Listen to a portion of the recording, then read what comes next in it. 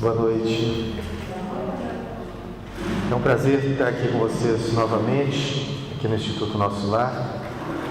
Agradeço ao Hieroides pelo convite, à casa também pela confiança que nos deposita em estarmos aqui desenvolvendo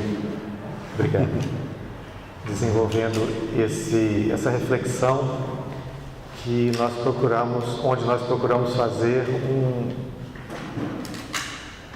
um bate-papo, uma reflexão mesmo, para que nós possamos talvez caminhar um pouco mais, dar mais alguns passos adiante daquilo que nós já compreendemos, daquilo que nós já estudamos já há muito tempo sobre o Evangelho, sobre a Bíblia, sobre o Novo e o Antigo Testamento. E trazer também para os nossos dias, trazer de forma que seja prática, para que utilizemos na atual encarnação isso que nós já vivenciamos talvez lá há 2000 anos. Então, na noite de hoje, eu gostaria de convidar vocês a sair daqui desse ambiente. Nós vamos para outro lugar. Mas podem ficar tranquilos que vocês vão ficar sentados aí mesmo. Nós vamos sair daqui em imaginação, ou mesmo em lembranças. Esse convite é para os encarnados e para os desencarnados também. Nós vamos fazer um passeio até a Galileia.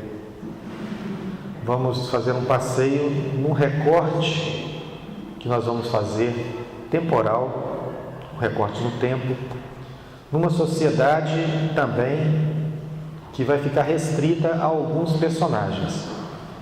Então, dessa forma, nós vamos observar, nós todos aqui em grupo, vamos ficar como se nós montássemos uma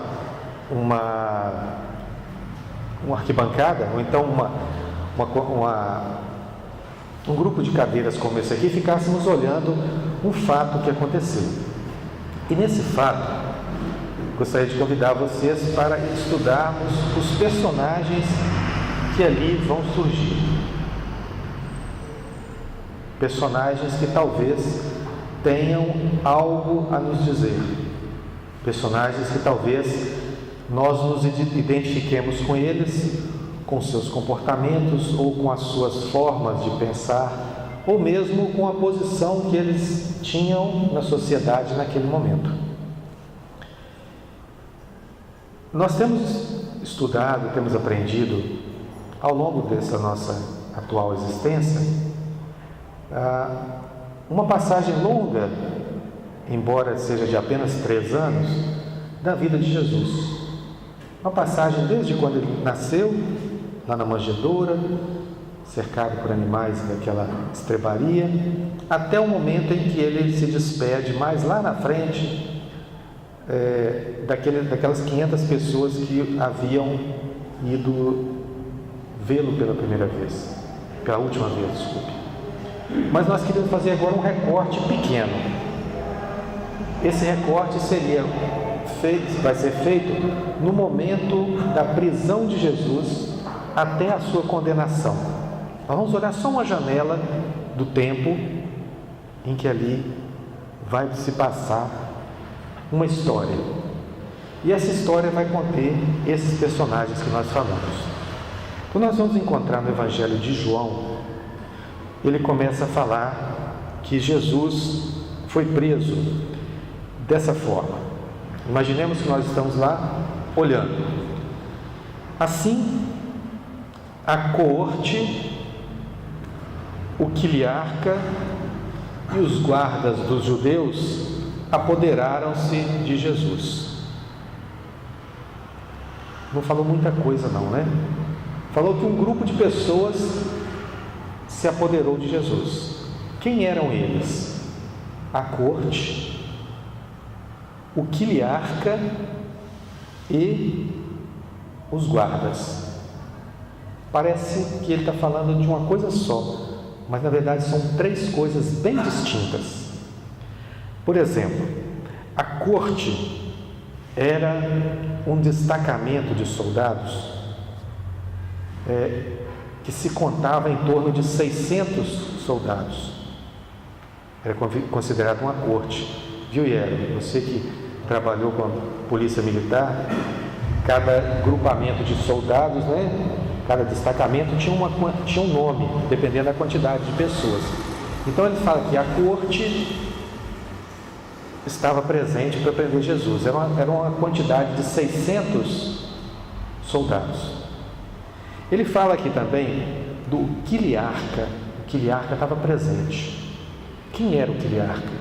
Era uma espécie de comandante. Ele era destinado a comandar até 1000 soldados. Ele estava presente. E fala também que os guardas dos judeus estavam presentes. Interessante que quando a gente vai observar de sobrevoo, observa muito superficialmente, pensa assim, se a corte estava presente, então ali eram os guardas. Não parece isso? E esses aí já iriam prender, mas não. Ele fala que os guardas também estavam presentes. Então esses guardas não eram os mesmos da corte. Ele fala que eram os guardas dos judeus. Então era uma espécie de funcionário público, vamos dizer assim, que não era mais escravo, e nem era também uma classe social mais alta.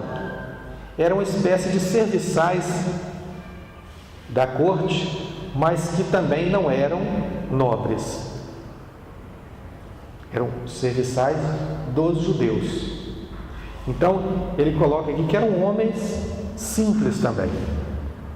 Então, ele fala que essas pessoas chegaram para prender Jesus.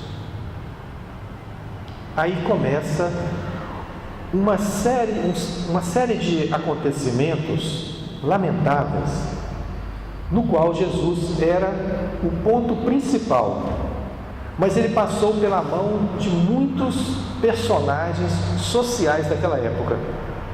O que é um personagem social? É aquela pessoa que tem um determinado papel na sociedade, tem um cargo, ou ele representa alguma parte da sociedade. Então vamos ver inicialmente que essas pessoas que o prenderam levam-no para o primeiro local de julgamento, que é a casa de Anás. Quem era Anás? Anás era um sumo sacerdote, mas que não estava mais em exercício. Ele havia sido deposto anteriormente, no ano de 16 depois de Cristo, depois de ter cumprido a jornada do ano 8 ao ano 16, ou melhor, do ano 7 antes de Cristo até o ano 16 depois de Cristo. Ele seguiu aquele mandato dele, foi deposto e um ano depois assumiu o seu genro, Caifás. Então, as pessoas primeiro prendem Jesus e levam-no para a casa de Anás. Lá ele é interrogado, Jesus é interrogado, começa a ser torturado, agredido, para só então depois Anás encaminhá-lo ao genro, Caifás, que era o sumo sacerdote do Sinédrio oficial. Então ali naquele momento, Jesus passa por todo aquele sofrimento e é encaminhado para Caifás. Chegando até onde está Caifás, ele vai ser interrogado também e é perguntado para ele, então, o que é que você andou dizendo para as pessoas? O que você anda falando que nos desagrada? Nós quem? Nós, os fariseus. Nós, o grupo religioso dominante daquela época. Aqueles que interpretavam a lei mosaica e que davam a vertente que eles queriam. Davam a interpretação segundo as suas intenções, os seus objetivos. A ponto de Jesus chamá-los anteriormente de sepulcros caiados, que são branquinhos por fora e por dentro cheios de podridão.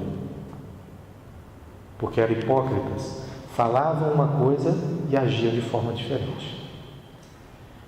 Então, nesse momento, é perguntado para Jesus: o que você anda dizendo por aí? E Jesus, na sua sabedoria, vai responder a ele: ora, eu nada falei escondido. Tudo que eu falei nas praças, falei nas sinagogas, abertamente ao público, ao povo que ouvia. Por que não pergunta a eles? Se queres saber de algo, pergunta para qualquer um deles. Nesse momento, um servo, um guarda mais exaltado, esbofeteia Jesus. Isso é forma de falar com o sacerdote? Você não tem respeito, não?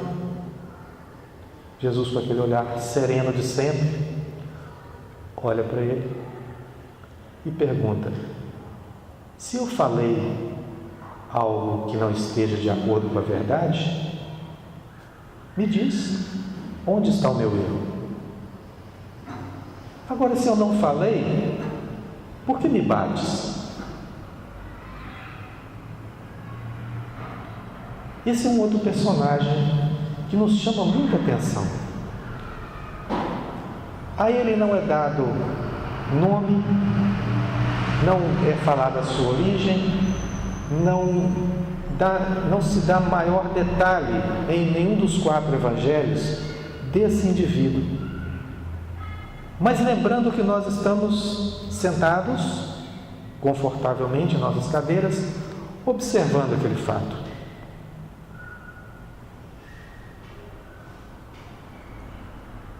Vamos chegar na nossa cadeira um pouquinho para frente, porque a história continua.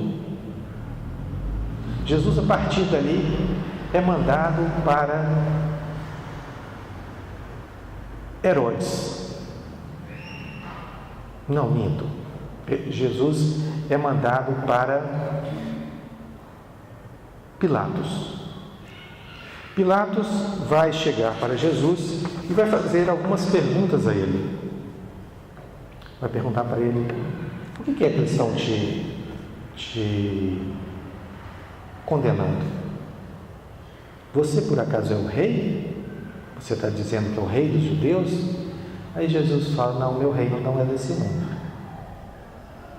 Aí alguém fala com Pilatos assim: olha, esse moço, ele está desde a Galileia, desde a Judéia até a Galileia, ele vem falando de coisas, vem jogando as pessoas contra o Império Romano e vem incitando a população contra o governo e vem nos incomodando também, nós como religiosos. Aí Pilatos fala assim: opa, peraí, tem um negócio errado aqui. De onde que vocês falaram que ele é? Ah, ele vem da Galileia. Lá, então se ele vem da Galileia, não é comigo não. Lá é jurisdição de Herodes. Manda ele para Herodes, porque eu não tenho nada a ver com isso não. Aí os sacerdotes pegam Jesus e levam para Herodes. Chegando em Herodes, eles vão fazer a mesma coisa. E Jesus vai ficar calado o tempo todo. E eles vão perguntar e vão tentar tirar de Jesus algo que possa comprometê-lo, e ele não vai falar. E a esposa de Herodes fala assim: olha, chama um servo e fala assim: olha, corre lá e fala com meu marido para não fazer nada contra esse homem, porque em sonho eu fui muito perturbado essa noite, e que não é para ele fazer nada com ele, porque não deve mexer com esse homem. Aí Herodes, obedecendo a esposa, como o bom marido que é, né, que a gente conhece bem as consequências de desobedecer a esposa, né? Ele manda Jesus de volta para Pilatos. E aí diz o evangelista João que por causa desse ato eles ficam até mais amigos ali naquela situação. Então, chegando a Pilatos,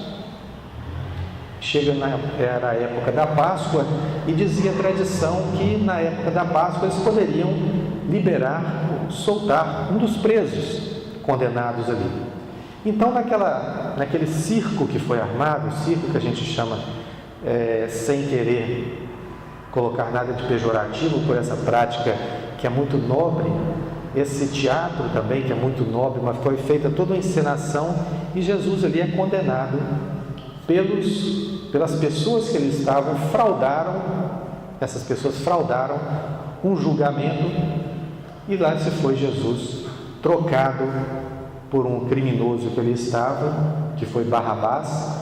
O povo escolheu soltar Barrabás e prender Jesus, levá-lo à morte de cruz, que era a morte mais terrível daquela época. Era justamente aquela que era destinada aos criminosos mais perversos da sociedade. Então ele foi condenado à morte de cruz. Então, nesse processo, vamos parar o nosso recorte aqui. Perceberam quantos personagens já surgiram aí? Quantos personagens sociais, históricos e evangélicos surgiram? Existem ainda dois deles que nós não comentamos aqui, que foram dois apóstolos, que João, nesse capítulo 18, ele conta que quando levaram Jesus para a casa de Anás, dois apóstolos o acompanharam. Um deles foi Pedro. E o outro, ele não cita o nome. Fala que ele era amigo do sumo sacerdote e por isso entrou na casa, teve acesso à casa. E depois de lá voltou e chamou Pedro e colocou Pedro para dentro também. Pelo relato, quando se falava em um discípulo, um apóstolo, um discípulo a quem Jesus muito amava, Jesus assim se referia, nós poderíamos pensar que era João, porque João acompanhou todo o processo, inclusive foi quem amparou Maria, a mãe de Jesus, naquele processo todo. Mas João era muito jovem. João tinha em torno de 16 anos. Talvez não seja uma idade suficiente para ser amigo próximo de um sumo sacerdote. Mas talvez aqui ele estivesse falando de Judas. Judas, aquele que recebeu as 30 moedas de prata, e ali talvez tenha ido lá dentro para prestar conta do que ia acontecer. Isso é suposição nossa, aqui não deixa claro que seja isso, mas leva a crer que talvez seja isso, porque ele diz assim: seguiu a Jesus Simão Pedro e o outro discípulo. E este discípulo, sendo conhecido do sumo sacerdote, entrou com Jesus para o pátio interior da residência do sumo sacerdote. Pedro, porém, permaneceu em pé do lado de fora. Então saiu o outro discípulo, conhecido do sumo sacerdote. Olha como que ele vai repetindo de novo esse detalhe: é conhecido do sumo sacerdote. Então talvez esteja querendo mostrar que esse conhecimento de autoridades, conhecimento de pessoas influentes na sociedade, dessem àquele discípulo poder de entrar e sair da casa do sumo sacerdote. E aí nós, pela nossa observação, nós estamos sentados observando esse filme. Talvez possamos nos identificar ou perceber na sociedade hoje os amigos daqueles que são influentes, como usam influência. Então vamos vendo que isso não é de hoje que isso acontece. Isso vem lá da época, nas épocas mais remotas, tanto dos evangelhos, quanto de épocas até anteriores a ela. Alguns privilégios com os reis, com aqueles que faziam leituras sobrenaturais. As pessoas se aproximaram para terem benefícios. E aí nós ficamos observando se nós não, às vezes também não estamos nessa condição de fazermos essas trocas, se nós não estamos ainda permanecendo, mantendo essas práticas de estarmos próximo das autoridades ou próximo das pessoas influentes para isso, única e exclusivamente para obtermos benefícios. Aí nós vamos ver Pedro, aquele discípulo vacilante, nesse ponto, que prometeu Jesus que onde ele fosse, que ele iria atrás. Chegou a tirar a espada da bainha e cortar a orelha de um dos guardas lá, né? E Jesus falou: Pedro, guarda a espada, porque aquele que fere com a espada vai perecer também. E Pedro vai atrás, mas quando a primeira funcionária de Anás fala com ele: você era aquele discípulo que estava lá com aquele homem? Ele fala: eu não, você está enganada. Daí a pouco acontece isso mais 2 vezes e Pedro nega Jesus 3 vezes. E nós daqui olhando. Talvez nós, se estivéssemos lá, fizéssemos a mesma coisa.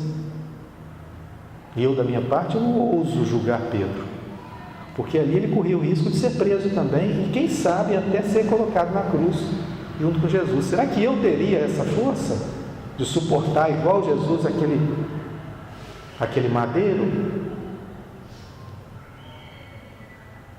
E às vezes existem personagens na nossa sociedade atual que cometem fraquezas dessa mesma natureza, e nós, sentados na nossa assistência de conforto ainda, falamos lá, igualzinho Pedro, passaram 2000 anos, sei lá, continua igual Pedro. Mas nem sempre nós temos a mesma força que as nossas palavras querem dizer que nós temos. Nas primeiras dificuldades nós negamos também Jesus. Na primeira dificuldade, na primeira oportunidade que nós temos de nos calar, nós não aguentamos com a língua dentro da boca e falamos. E muitas das vezes o nosso verbo não é vigiado. E aí nós ajudamos a condenar aquele Cristo, condenar os seus ensinamentos, e negamos aí 3, 4, 5, 70 vezes 7 negando, ao invés de perdoando. Mas nós seguimos observando, e a cena foi correndo, e nós passamos por Anás e Caifás, 2 líderes religiosos. E os anos se passaram, os séculos, os milênios se passaram, e nós continuamos vendo os líderes religiosos operando em seu benefício, em seus benefícios, criando multidões de seguidores para que esses seguidores formassem número e massa de manobra, número para poder aferir lucro, e nem sempre recebendo essas pessoas o retorno na proporção daquilo que eles investem nesses líderes ou nos seus segmentos religiosos. Não estamos aqui falando de A ou B, nós estamos generalizando mesmo, porque talvez até nós, dentro de uma casa espírita, pensemos dessa forma sem perceber, que nós estamos pensando, nossa casa está tão grande, está tão cheia de participantes.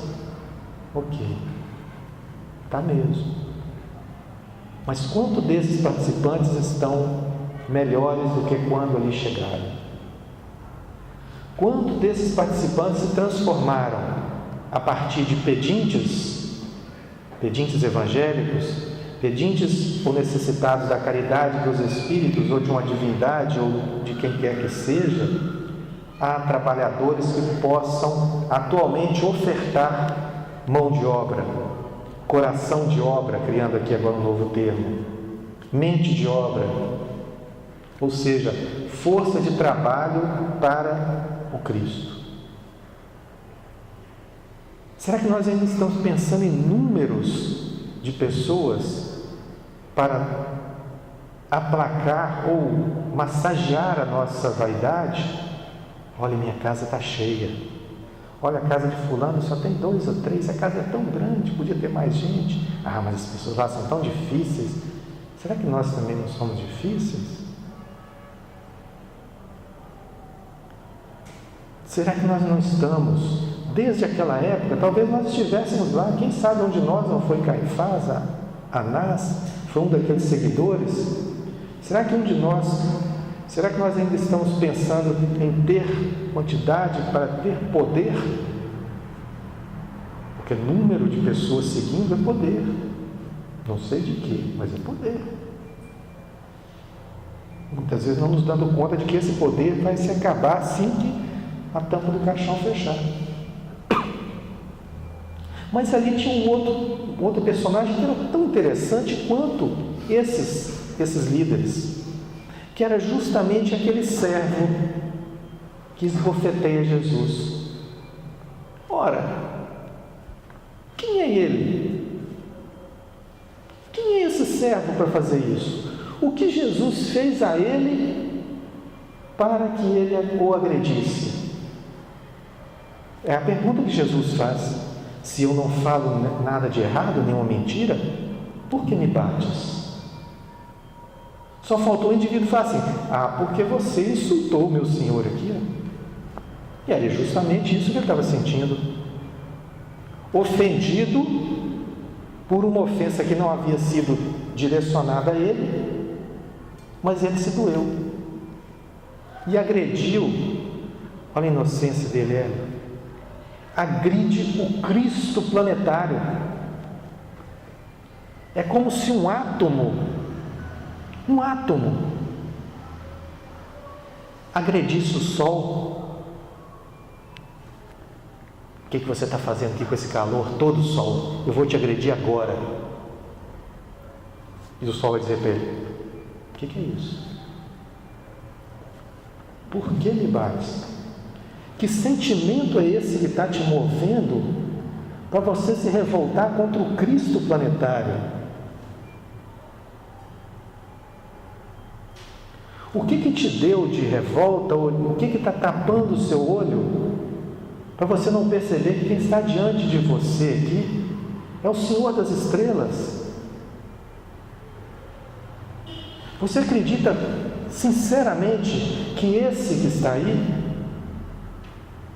ou esses que você está seguindo, essa doutrina que você está seguindo, pode te oferecer mais do que a doutrina do Cristo, com toda a sua pureza?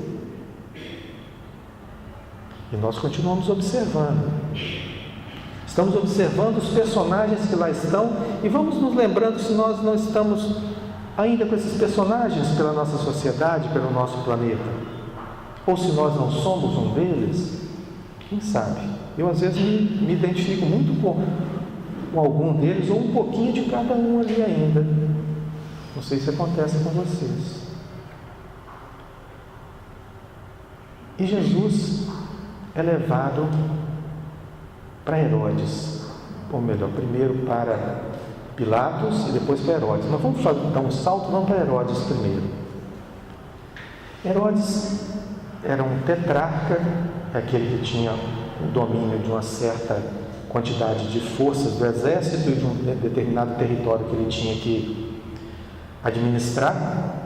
Era um nobre romano que estava num terreno, num território de outro. Era um dos invasores. Estava ali, mas ele não podia se imiscuir ou se envolver com situações cotidianas daquelas pessoas.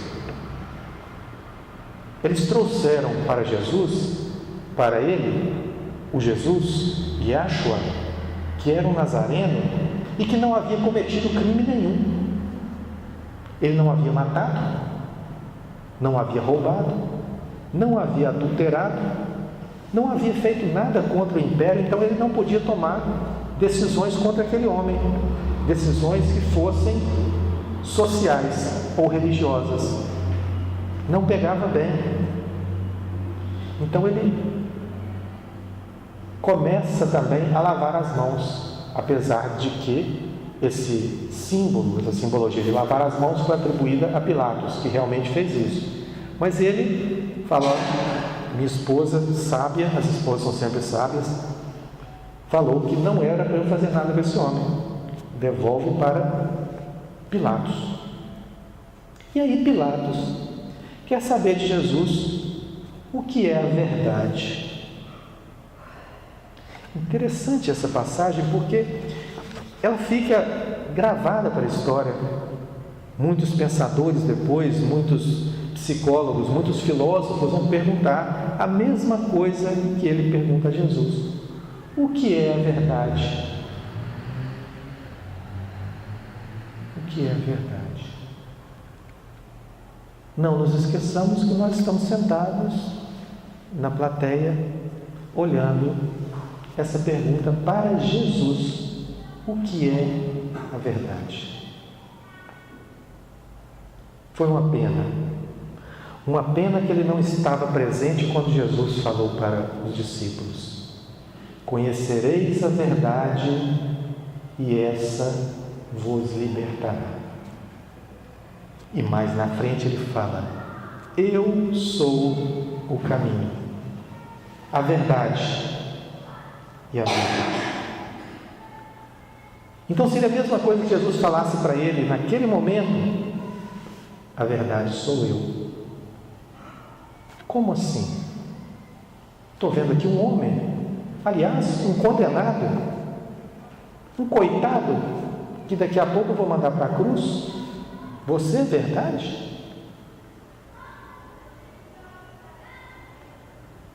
Depende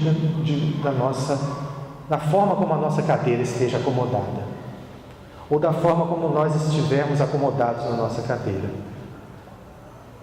Se nós olharmos esse personagem tratado como Pilatos o tratou, talvez realmente não faça sentido aquele ali ser a verdade, a representação de uma verdade celeste. Mas se nós olharmos todo o pretérito, toda a história de Jesus, a longa história de 3 anos apenas, dos 30 aos 33 anos relatadas, nós vamos ver que, se não o virmos como verdade, é porque nós não conseguimos ainda alcançá-lo. Porque ele trouxe a verdade, que é uma realidade do espírito humano. Ele teve todo um processo de anunciação do Antigo Testamento, dos profetas, até chegar à sua vinda. Teve todo esse processo para confirmar que ali era ele. Fez diversos, como é que eles chamavam? Sinais, mostrou diversos sinais da sua origem divina. Morreu, foi dado como morto, enterrado num sepulcro com a pedra pesadíssima na sua porta, na sua entrada, e depois, no 3º dia, ele cumpriu a sua promessa de que ressuscitaria ou reergueria aquele templo do Espírito, para que as pessoas vissem que ele era diferente. Ele realmente era aquele que eles falavam. E mesmo assim, a maioria das pessoas daquela época não acreditaram, ou a maioria não acreditou que aquele era o caminho, a verdade e a vida. E mais, e que ninguém chegaria ao Pai já tão propalado, tão pregado, tão procurado, desde que Moisés o revelou, sem ele. Porque ele era o caminho da verdade da vida que chegaria ao Pai. Ninguém vem ao Pai senão por mim, por meu intermédio. E aquelas crianças ali, crianças espirituais, brincando de condenar aquele corpo. Condenar aquele corpo. Eu fiquei imaginando, fiquei pensando, Hélio, se me permitem, se não houvesse, se um daqueles legisladores que ali estavam, daqueles governadores, tivesse falado: olha, vamos parar com essa farsa, vamos parar com essa brincadeira, vocês vão resolver o problema religioso de vocês lá dentro dos templos de vocês, e deixa esse homem embora, porque esse homem é um justo, esse homem é inocente. Como teria sido a história da humanidade daí para frente? Fico muito curioso em saber qual seria a outra forma que nós encontraríamos de matá-lo novamente. Porque nós encontraríamos.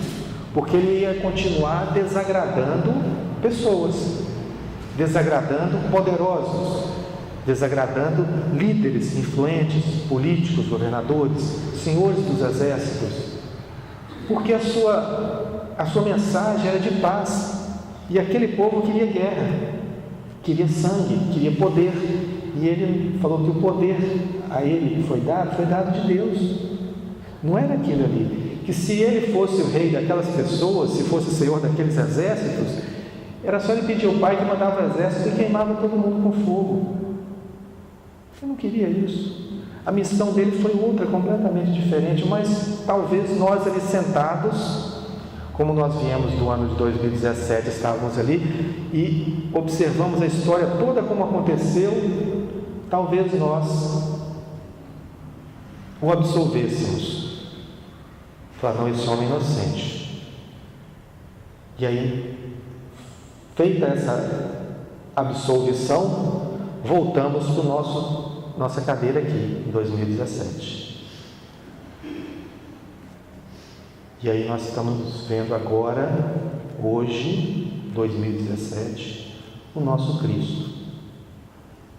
O nosso Cristo, na mesma batalha ainda, por incrível que possa parecer, com a humanidade. É evidente que muita coisa mudou, muita coisa melhorou, muita coisa se enxergou, que se percebeu. Mas talvez nós ainda estejamos não pregando na cruz, mas colocando da porta para fora, por alguns motivos ainda.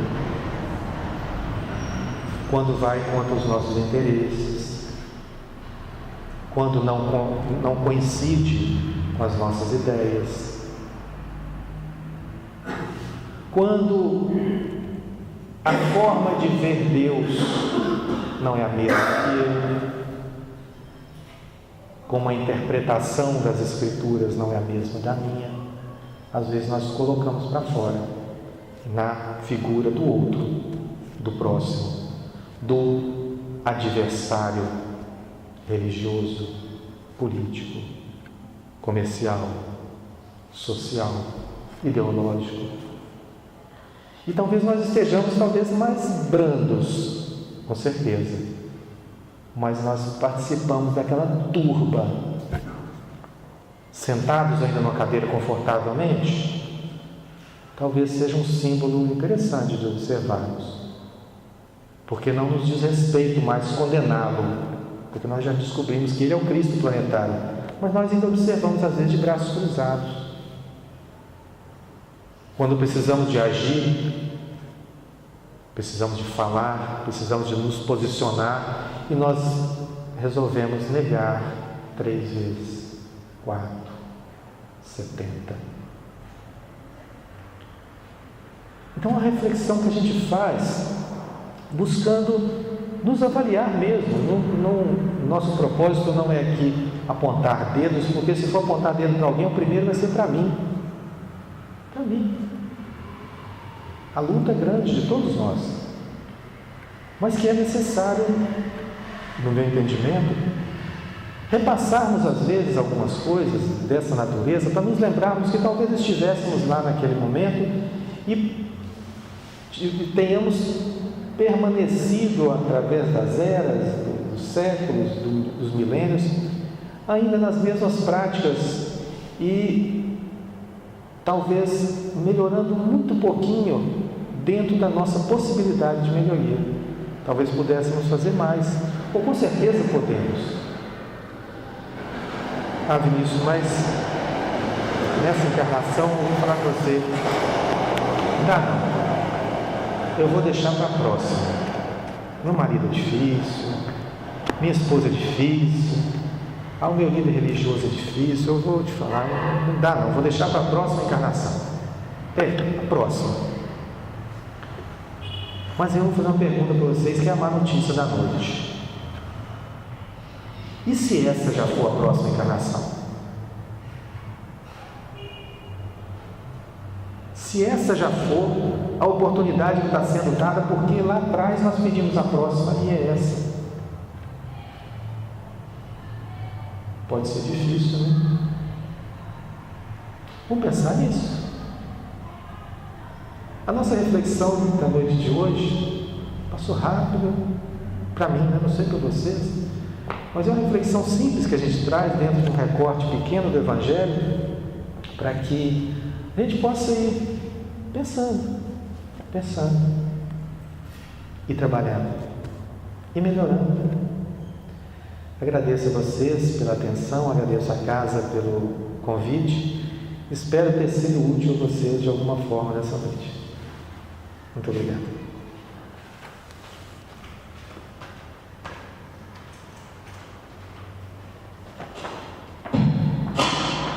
Na verdade, nós agradecemos ao ministro por essa palestra, que muito edificante, e tenho certeza que cada um de nós está saindo daqui melhor do que quando chegou. E agradecemos, o pessoal do Maneiro, leva o nosso abraço fraterno do Maneiro. Com certeza. E que você tenha a proteção necessária, espiritual, no seu retorno ao seu lar. Então, passaremos agora para os passos, aqueles que tiverem necessidade dos passos, fiquem à vontade, formar-se uma fila aqui à minha esquerda, já de esquerda, e todos ficam em silêncio, em vibração, aguardando a sua hora, contribuindo com os trabalhos espirituais da noite. Então vamos fazer a prece de encerramento. Amado Mestre Jesus, agradecemos de novo por essa oportunidade bendita, por este ambiente fraterno, onde todos nós participamos desse alimento espiritual para nossas vidas. Que possamos, Senhor, realmente estarmos saindo daqui melhores do que quando chegamos, para enfrentarmos a luta do dia a dia, a lida do dia a dia que não é fácil. Que possamos levar a todos que nos aguardam em nossas casas, em nossos locais de trabalho, no trânsito, levar o nosso abraço fraterno, a nossa compreensão, a síntese dos ensinamentos espíritas a todos eles. Que a vossa paz, Mestre Jesus, permaneça com cada um de nós, encarnados e desencarnados, e assim agradecemos. Assim seja. Graças a Deus.